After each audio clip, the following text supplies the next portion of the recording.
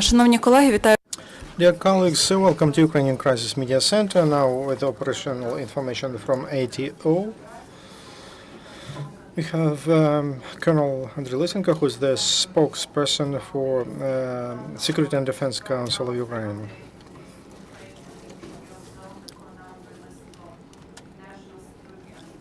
Information Center spokesman. Прошу, пане Андрію.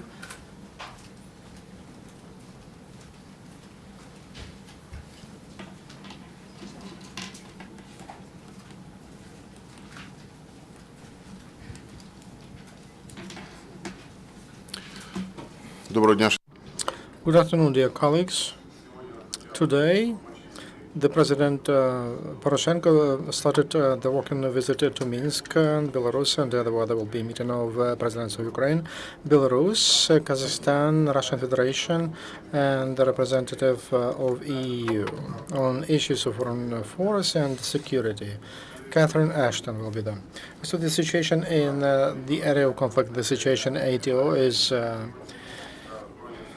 we see that government and representatives of armed forces of Russian Federation are more active, and there are more provocations to Ukrainian-Russian border.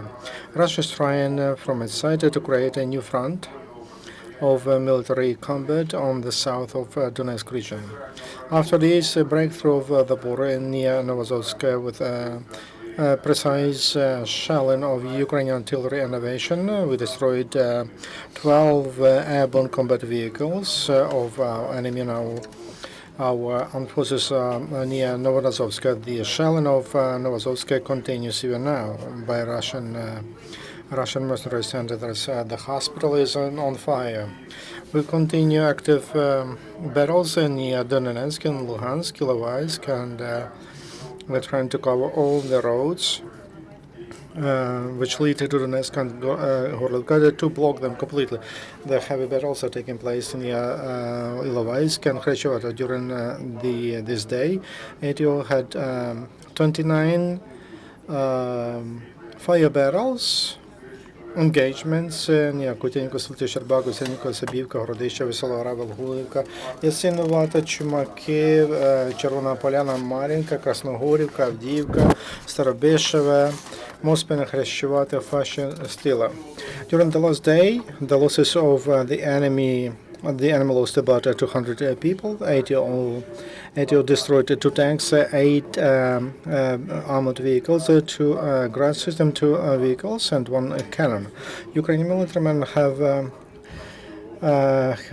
engagement for Rodakova, Luhansk region, the line controlled by Ukrainian armed forces on the line zone Rodakova, Біле, Іллірія, Маломиколаївка, Червона Поляна, Круглик, Успенка, Лутугіна, Горивка, Новослідливка, and Хрещувати. Near Zerkalne, Donetsk region, the armed forces of Ukraine and SBU arrested 10 military men of airborne forces of Russia. From military unit 71 to 11, 333 regiment of 98 division. The Russians were arrested, detained with documents, and they give evidence. Here's Mr. Sergei Smirnov.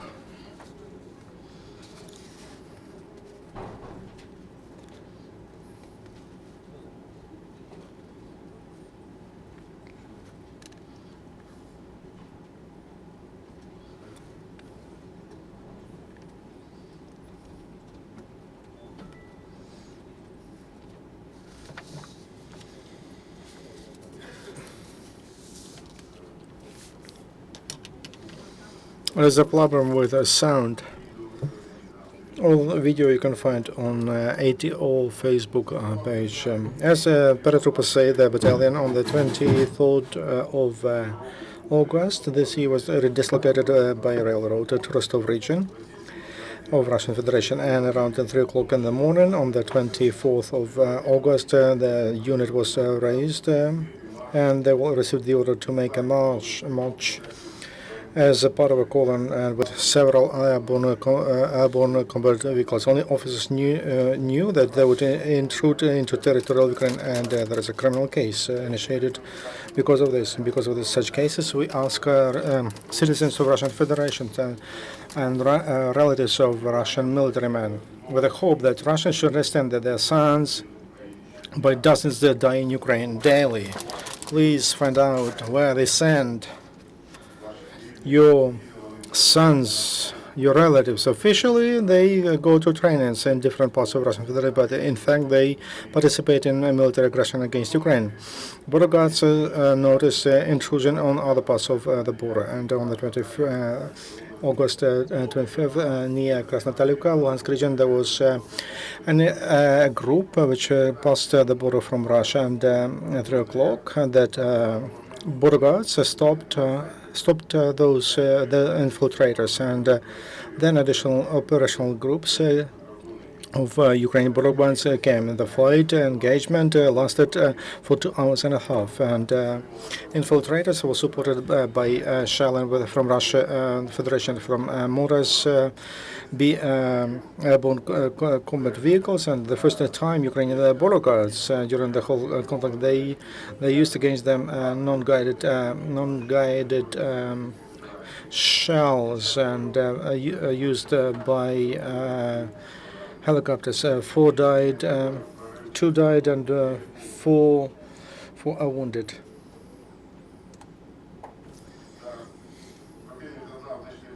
No, 4 border guards died and 3 were wounded, and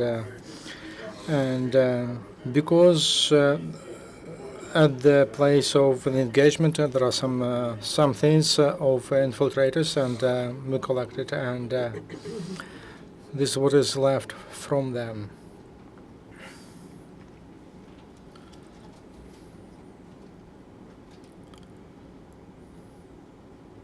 Wounded and killed infiltrators were taken, were evacuated by airborne combat vehicles to Russian Federation. We don't want to show you all the pictures, and we checked the information about that in Sukhodolsk, from territory of Russian Federation, a big column of equipment, military equipment came. Armed forces received assistance with equipment to ATO. During the day, to the engagement area, they received those vehicles that participated in the parade on the Independence Day. Armored vehicles Kuguar and Kraz to take soldiers, and also howitzers and systems of fire. Terrorists continue to shell living quarters, and there was a Novoazovsk in Luhansk region, and the Stalinsk gunmen was shelling upon a hospital and also living districts. Gunmen, together with the Russian mercenaries, organized. They dismantled Luhansk electronic building, electronic machine building, factory, and units in Krasnodar. 4 vehicles with very were taken away from Toshmacha to Makivka for possible transportation of them to Russia. As Ukrtelecom says, yesterday they re-established communication in Alchevsk, Rubizhny, Severodonetsk, Kremina, Luhansk region, Alexandrovsk, Silido, Sloviansk, Dobropile, Kramatorsk, Konstantinivka, Drushkivka, and Donetsk region. President of Ukraine, Petro Poroshenko, discussed the situation in Ukraine with the President of the European Council, Herman Van Rompuy, and they spoke about the breakthrough of Ukrainian border by Russian armored vehicles, and the intention of Russia to send humanitarian convoy to Ukraine. And the President of Ukraine called the President of European Council to take united efforts to stop the war in the middle of Europe. And they agreed that Ukrainian issue could be the subject of special discussion, separate discussion by the heads of states and governments of EU. countries to discuss the situation position of Europe EU. The President of Ukraine, Herman Van Rompuy, a meeting on August 13 in Brussels. Minister of Foreign Affairs of Sweden, Carl Bildt, called the intrusion of Russian forces to the territory of Ukraine on August 25th as a new level of conflict. Minister of Foreign Affairs of Czech Republic called Russia to stop the providing heavy weapons and shelling Ukrainian units and other steps which are directed to further destabilization of the situation in the east of Ukraine. Official Prague condemned killing the honored consul of Lithuania in Luhansk. During the last day, we lost 12 military men. 19 were wounded. All of them are provided with necessary medical assistance. Your questions, please. The question about the airborne troops which are imprisoned. There was information from Russian Federation that they sort of accidentally crossed the border because they just got lost. If elite troops of the armed forces of Russian Federation do not know topography and do not understand the locality, I can say nothing about other armed forces, especially the generals who send people to the east of Ukraine. We believe that was not a mistake. That was a special task executed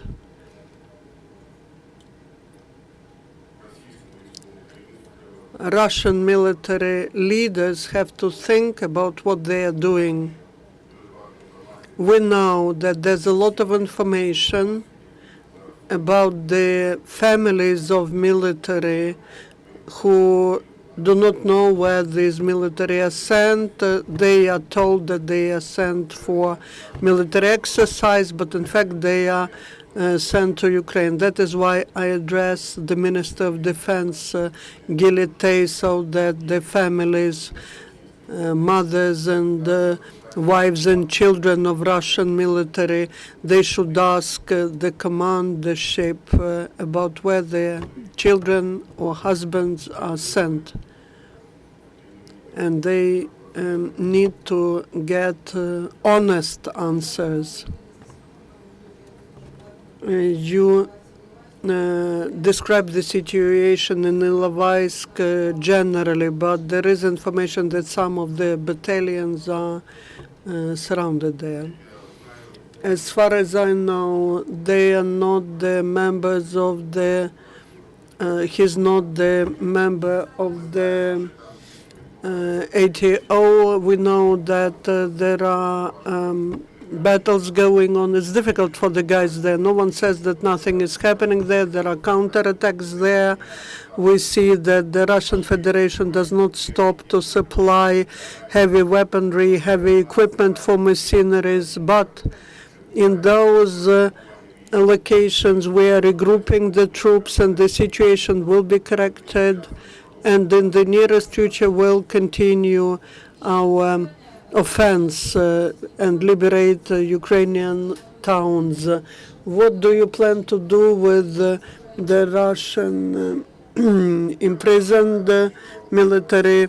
The Russian, they are not prisoners, they are detained and they work with our law enforcement bodies. And we don't have information about where they are, about the location. Look. I'm Smirnov Sergei. I was born in Kostroma on the 5th of February. My personal number is X5662. I serve according to the contract, the 97th Division. Unit 71 from Kostroma in the 1st Battalion, 331st Platoon. Are you Russian citizen? Yes. Why did you come to Ukraine? For military exercise. on the territory of Ukraine. We were told about that later. Nemalayev, the lieutenant colonel, told us we were not told about that. In another video, you will see calls addressed to the president, to the commandership, that they do not want to wage battles. That was their mistake. Two brief questions from Radio Liberty. Not just Semen Semenchenko, but the leadership of Battalion Dnipro 1 addressed the leadership of ATO to support them with heavy equipment. When will they get heavy equipment? And the second question is from the Volunteer 100. When those cargoes which are sent to ATO zone by volunteers, when the traffic police stops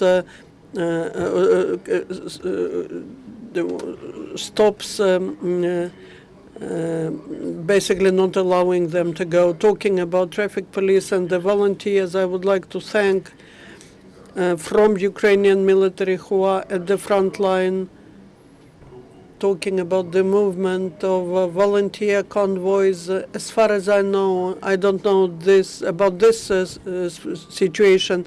They are to be accredited in the security service of Ukraine. They have to be registered so that volunteers are allowed to enter the ATO zone. If they do not do that, then they will be stopped by traffic police as well. So they have to get registered and get approval from Security Service of Ukraine.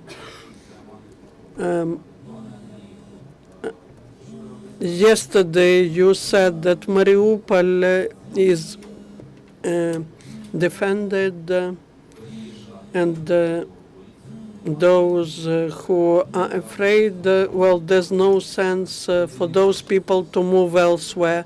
People do not see any tanks, or they see maximum armored personnel carriers at the checkpoints, and if there is a powerful armored tank attack, Mariupol will not be able to repel it, and that is what people from Mariupol say and they ask. And I would like to ask now, our president of Ukraine has the meeting in Minsk, but until now, at the level of the international community, even the General Assembly of the UN has not recognized that there is the military aggression from Russian Federation, and there are many military crimes committed. When will that be recognized? Maybe they need assistance. We need assistance from our partners in the world. And do you know from the tanks, from APCs, what is the percentage of Russian and what is the percentage of Crimean armored vehicles there? Were the cases filed against the military in Crimea who betrayed the interests of Ukraine? Talking about Mariupol, yesterday there was information on the internet. There were rumors spread that Mariupol will fall, and there were calls inside the city to leave the city, but this hasn't been mentioned here. I informed that all the approaches to the city are blocked by from the side of Novazovsk. The highway from Novazovsk to Mariupol is under the control of Ukrainian military. Those 14 vehicles of the airborne combat vehicles which were shelled and which were burnt. These are the vehicles of Russian Federation. They did not arrive from Crimea. As to the situation in Mariupol, the situation has been stabilized. There are forces there, there's equipment there, which is able to stop the tank convoy as well. Why there are no tanks in the streets of Mariupol? We are not terrorists, and we are not shelling in the residential areas of Mariupol. All the equipment is at the suburbs, at the approaches to Mariupol, and if they are not noticed in the city, that means that our military are working at a high quality. They do not create any tension in the society, but you need to work with the information carefully. You need to explain to people that they are protected and there's no threat for them now. As to the highest political level, I believe the decision will be made, there will be assessment of the situation made, and in order for that assessment to be objective, for that we collect and we submit to international institutions video evidence, just evidence that the Russian Federation interferes into the domestic affairs of Ukraine and they support the movement of terrorists in Ukraine. We accumulate this evidence and it will be considered at a special meeting of the tribunal, I hope, in The Hague. And I mentioned already that the vehicles were shelled and they are not from the Crimean grouping. Information resources of DNR, and they say that they took a strategic hill, Severmohila. Could you comment? Strategic hill, Severmohila, at 12 o'clock, was under the control of Ukrainian military and will not give it up there because it's a strategic place, and we will hold it.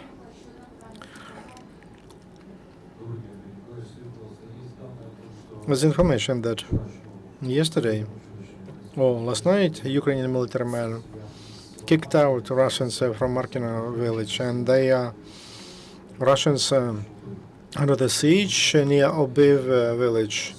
It's about hundreds. We speak about hundreds of Russian soldiers. Do you have such information? I'll inform you in the end of the operation. Thank you. More questions? Thank you very much. Next briefing of Colonel Lysenko will be at 5 o'clock p.m. Thank you.